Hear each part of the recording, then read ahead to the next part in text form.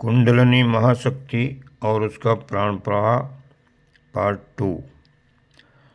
गुदा और जनेंद्रिय के बीच में जो थोड़ा सा खाली स्थान है वहीं मूलाधार चक्र का स्थान है। सुमेरु भी यही है, कूर्म अवतार भी यही विराजमान है। कुंडलिनी शक्ति का एक सिरा इसी स्थान पर है, यहीं प्राण शक्ति का आधा भाग विद्यमान है।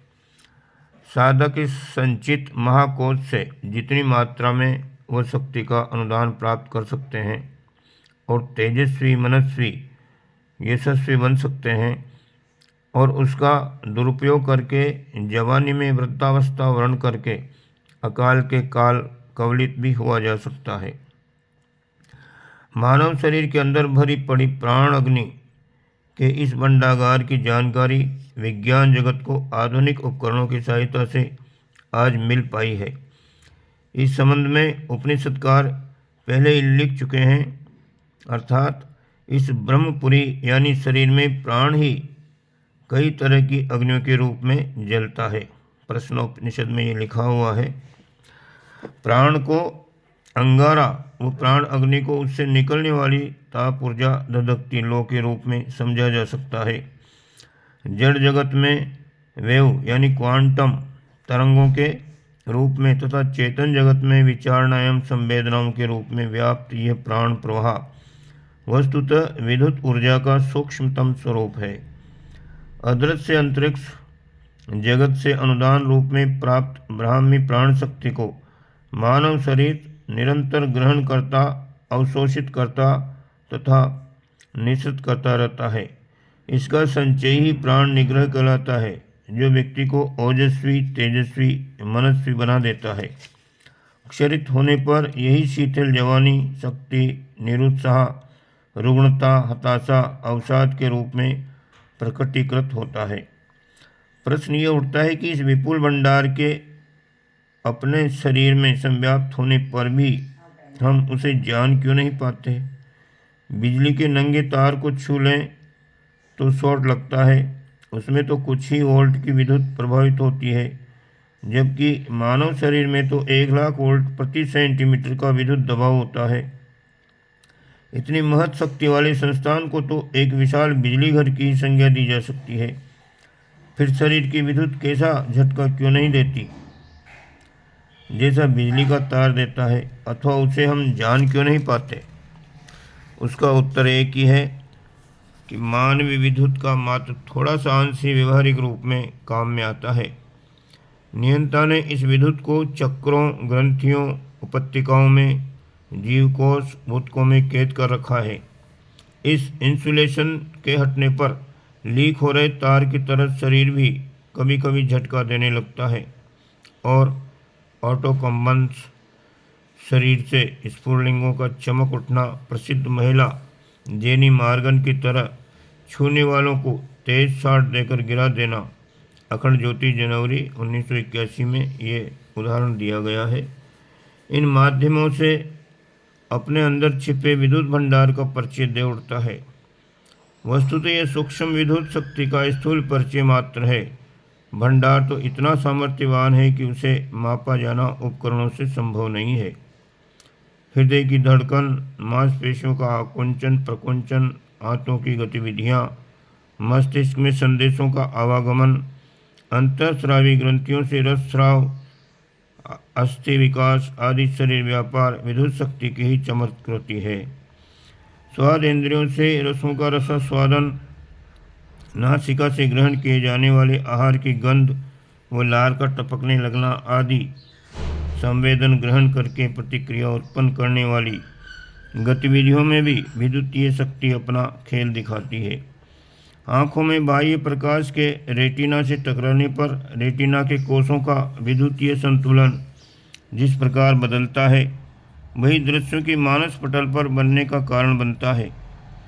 इलेक्ट्रोकार्डियोग्राम, इलेक्ट्रोएन्सेफेलोग्राम, इलेक्ट्रोमायोग्राम, इलेक्ट्रोरेटिनाग्राम, इलेक्ट्रोआयुलोग्राम, स्कैन रेसिस्टेंस आदि से तो क्रमशः हृदय, मस्तिष्क, मांसपेशियों, आँख का रेटिना, आँखों की गतिविधि, त्वचा प्रतिरोध के रूप में विद्युत का एक आंशिक भाग ही मापा जाता है।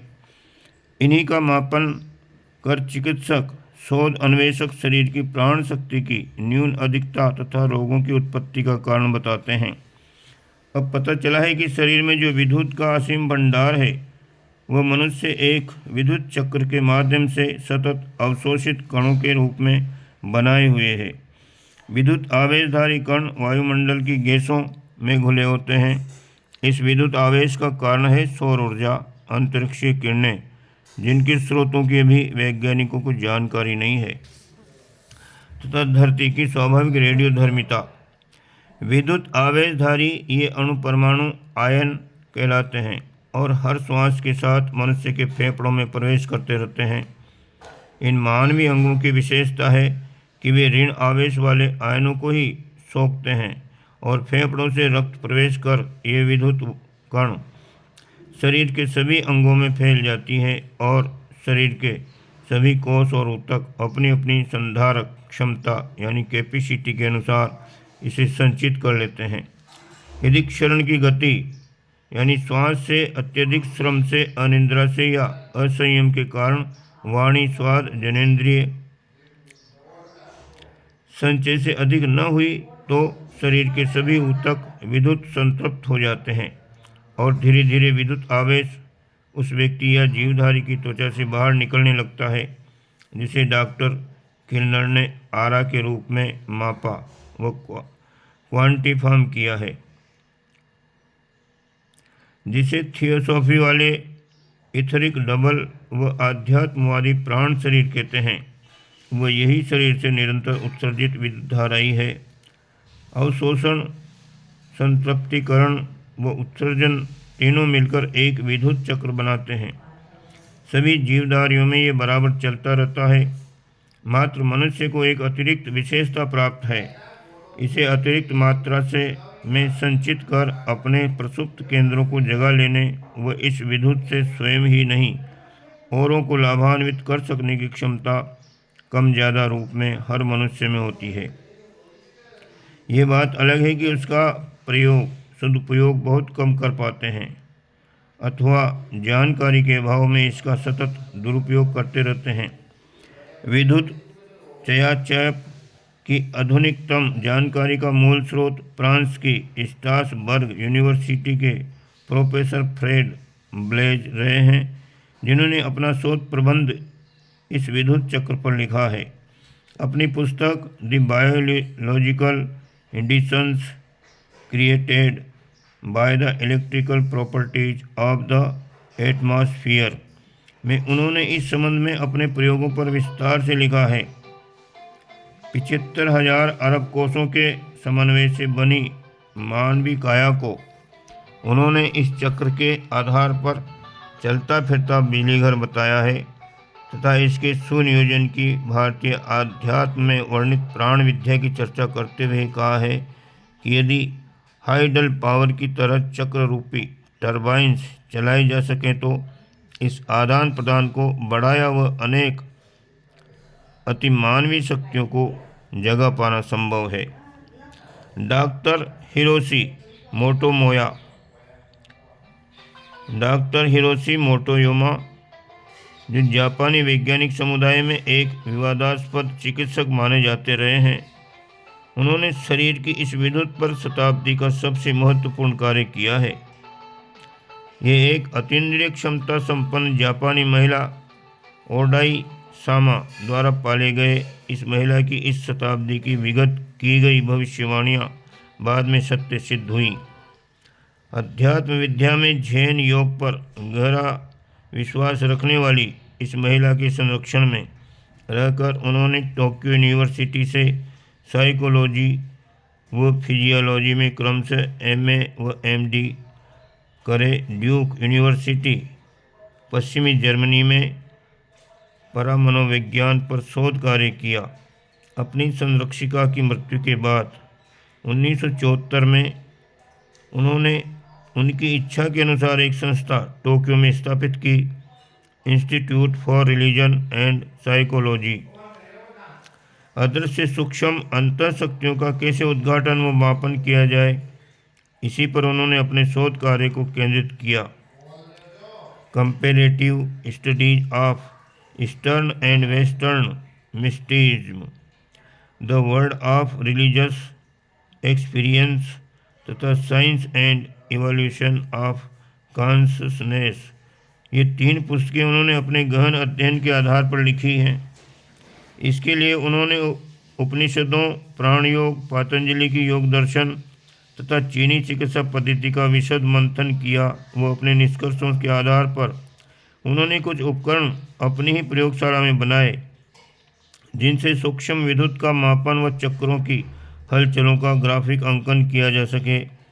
ये तो वे भी जानते थे कि चक्र उपत्यकाएँ स्थूल अंग नहीं वरन उस स्थान विशेष से भंवर चक्रवात यानी विद्युत संतप्तिकरण के कारण उठ रहे आभामंडल का ही दूसरा नाम है।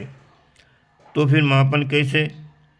उन्होंने विभिन्न अतीन्द्रिय क्षमता संपन्न व पंचकोशी जागरण की साधना कर रहे तिब्बती लामाओं पर प्रयोग किए तथा अपने सूक्ष्म उपकरण से उनके आरा व विद्युत शक्ति के स्थान विशेष पर केंद्रीभूत हो जाने की प्रतिक्रिया को मापा।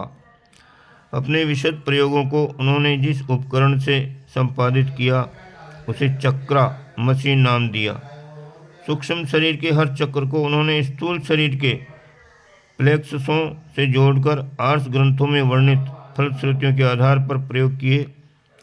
उन्होंने पाया कि चक्र जागरण की बहिर्विद्युतीय प्रतिक्रिया को नापा जा सकता है। लेड शिल्डेड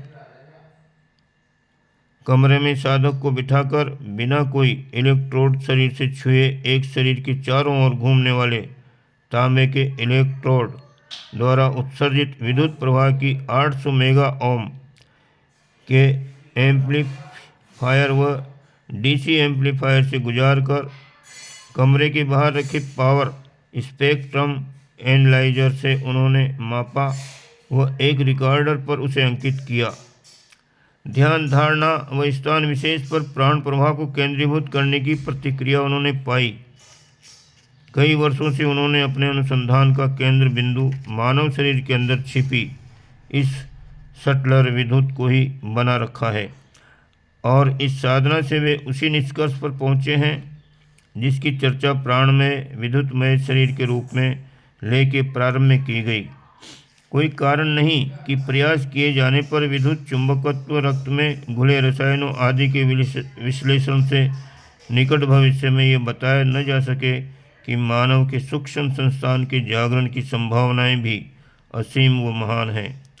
न जानने व अपनी तकनीक को उस सीमा तक न पहुंचा पाने के कारण यदि जीव विज्ञानी इस विद्युत भंडार को माप न सके तो मतलब ये नहीं कि उसका अस्तित्व ही नहीं है। मानवीय काया की संरचना इतनी विलक्षण है कि उसके कई रहस्यों का भी विज्ञान के पास कोई जवाब नहीं है। विद्युत भंडार तक चर्चा सीमित हो जाती तो एक बात थी, पर जब हम चुंबकत्व की सत्ता की चर्चा करते हैं तो हतप्रभ रह जाना पड़ता है। इतना सामर्थ्यवान ये चुंबकीय विश्व इस काया में विद्यमान है कि वह शक्ति यथार्थ ही प्रतीत होती है, जिसमें पृथ्वी के 2 ध्रुवों की तरह मानव को भी डायपोल मैग्नेट बताया गया है। विद्युत धारा जहाँ भी बहती है वहाँ चुंबकीय क्षेत्र का निर्माण हो जाता है, ये सर्वविदित है। मानव निरंतर श्वास द्वारा प्राण शक्ति खींचता है तथा उसका संचय ऊतकों का संतप्तिकरण कर अवशिष्ट को प्रश्वास द्वारा वापस वातावरण में धकेल देता है। ये संचित प्राण ऊर्जा ही वास्तविक संपदा है जो विशिष्ट प्रयोगों द्वारा चक्र उपत्यकाओं रूपी खजानों में बंद कैद कर ली जाती है। वह इसी को आँखों से, वाणी से, उंगली के पोरों से, काया के रोम रोम से तेजोवलय विद्युत चुंबकत्व के रूप में साधक निरंतर निश्चित कर वातावरण को, व्यक्ति को, वस्तु विशेष को प्रभावित कर सकने की सामर्थ्य से संपन्न बनते हैं।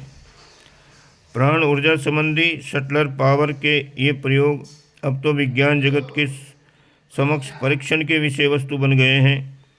सही भी है, विज्ञान सम्मत होने पर प्राण आकर्षण, प्राण संचय की विद्या को क्षरण रोकने से होने वाले लाभों इत्यादि की प्रमाणिक मान सकना सबके लिए सहज संभव भी हो सकेगा। प्राण शक्ति इस ब्रह्मांड के कण कण में प्रवाहित हो रही है। मानवीय सत्ता उसका एक अंग मात्र है।